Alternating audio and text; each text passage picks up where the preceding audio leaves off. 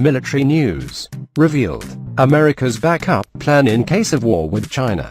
The United States can no longer count on its Pacific air bases to be safe from missile attack during a war with China.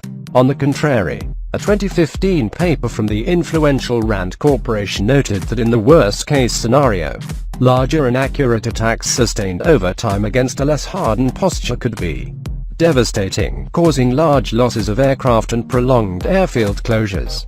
Kadena Air Base in Okinawa, due to its relative proximity, would be hardest hit.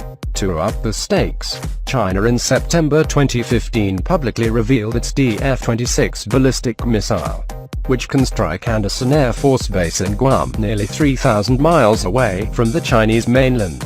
Andersen and Kadena are among the U.S. military's largest and most important overseas bases. Enter Tinian. The lush, small island near Guam is emerging as one of the Air Force's backup landing bases. On February 10, the Flying Branch announced that it selected Tinian as a divert airfield in the event access to Andersen Air Force Base, Guam or other Western Pacific locations is limited or denied. Quote, in the Pentagon's 2017 budget request, it asked for $9 million to buy 17.5 acres of land in support of divert activities and exercise initiatives. The Saipan Tribune reported, in peacetime, the expanded Tinian airfield will host up to 12 tanker aircraft and associated support personnel for divert operations, according to the Air Force. Tinian is now a sleepy place.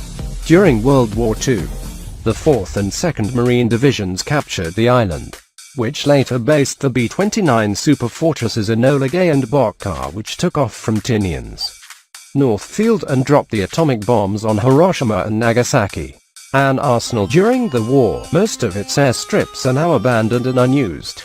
The island's other former airbase, Westfield, is a small, neglected international airport. The Air Force first wanted Saipan for its airfield. Very close to Tinian, Saipan has 15 times the population, a larger airport and a harbor. But this proposal met opposition from local activists due to the effect on coral, potable water, local transportation and socio-economic factors on surrounding communities.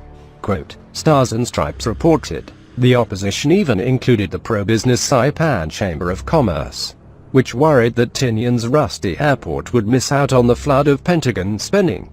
Saipan's airport is also overcrowded, with locals not happy about the prospect of hundreds of airmen flying in for military exercises lasting up to 8 weeks every year.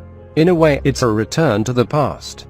The United States dispersed air bases to varying degrees and in different parts of the world during the Cold War, but as the threat of a Soviet missile attack evaporated and post-Persian Gulf War budget cuts hit hard in the 1990s, the trend shifted toward larger megabases that operate on economies of scale.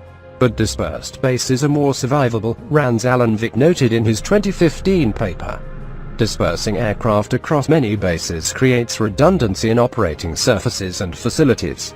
This enhances basic safety of flight by providing bases for weather or in-flight emergency diverts. It also increases the number of airfields that adversary forces must monitor and can greatly complicate the targeting problem, in part by raising the prospect that friendly forces might move among several bases. At the least, dispersal, because it increases the ratio of runways to aircraft forces and attack it to devote considerably more resources to runway attacks than would be the case for a concentrated force. It also greatly increases construction and operating costs to spread aircraft across many major bases. To mitigate these costs, dispersal bases tend to have more modest facilities and, at times, might be nothing more than airstrips. Robert Beckhusen is the managing editor of War is Boring.